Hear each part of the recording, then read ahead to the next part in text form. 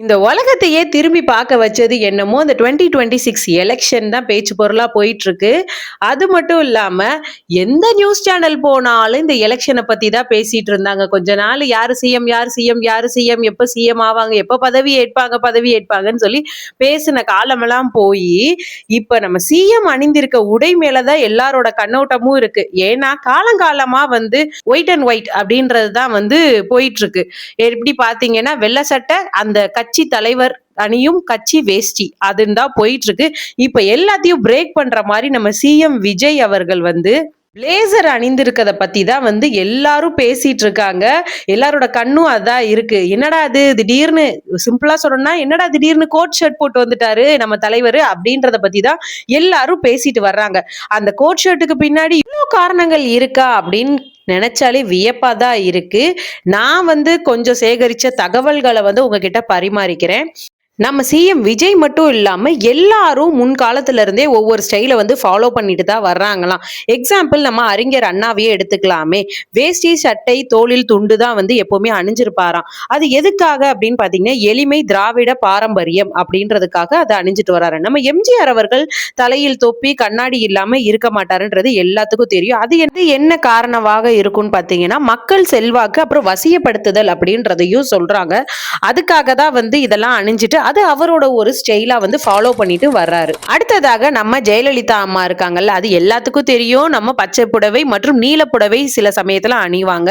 அது எளிமை மற்றும் கம்பீரத்தை குறிக்குது. அது மட்டும் இல்லாம அந்த சேலையை முந்தானையை வச்சு உடம்ப மறைச்ச மாதிரி தான் போத்திட்டு வருவாங்க. சோ அது எளிமை மற்றும் தைரியத்தை குறிக்குதுன்றதையும் சொல்றாங்க. கலைஞர் ஐயா அது எல்லாத்துக்குமே தெரியுமே. மஞ்சள் துண்டு அணிவாரு, கையில பேனா வச்சிருப்பாரு, எப்பவுமே அந்த கருப்பு கண்ணாடி மாட்டின மாதிரி தான் இருப்பாரு. அது எதை குறிக்குதுன்னு பாத்தீங்கன்னா தனித்துவம் மற்றும் இலக்கிய புலமை அப்படின்றத குறிக்குதுன்றத சொல்றாங்க. தலைவர்கள் அணியும் ஆடை போல நம்ம சிஎம் விஜய் அவர்களும் அவருக்குன்னு ஒரு ஸ்டைல் ஃபாலோ பண்ணிட்டு வராரு. அது என்ன ஸ்டைல்னு பாத்தீங்கன்னா உள்ளூர் அல்ல உலகளாவிய கண்ணோட்டம் அப்படின்றத சொல்றாங்க. அது not local but global Outlook அப்படின்றத சொல்றாங்க. இது சர்வதேச ஸ்டைலாம். நம்ம ஃபாரின் கண்ட்ரீஸ்ல எல்லாம் பாத்தீங்கன்னா அங்க உள்ள தலைவர்கள் இந்த ஸ்டைலை ஃபாலோ பண்ணுவாங்களாம். சொல்ல போனா சர்வதேச ஸ்டைல்னு கூட சொல்லலாம். மாடர்னைசேஷனா இருக்கணும், ஒரு ட்ரெண்டை சேஞ்ச் பண்ணணும் அப்படின்றதுக்காக இந்த ஆடை அணிஞ்சிட்டு வராராம். இது நம்பிக்கையூட்டும் தலைமை அப்படின்னு சொல்லலாம். இளைஞர்களுக்கு இந்த உடை உணர்வு பூர்வமான தொடர்பும் கூட கொடுக்குமா, வருங்காலத்தின் நம்பிக்கைன்னு கூட சொல்லுங்க. அது மட்டும் இல்லாம ஒரு ட்ரெண்டை சேஞ்ச் பண்றதுக்காக கூட இந்த ஆடை அணிஞ்சிருக்காராம். என்ன அரசியல்வாதினா ஒயிட் அண்ட் ஒயிட் தான் போடணுமா? நாங்க பாருங்க ஒரு யூனிக்கான அரசியலை தான் அமைப்போன்னு இந்த ஆடையே சொல்லுது. சரி, இந்த அரசியல் அமைப்பு மற்றும் இந்த தலைவரை பத்தி உங்கள் கருத்து என்னன்னு மறக்காம கமெண்ட் செக்ஷன்ல சொல்லிட்டு போங்க.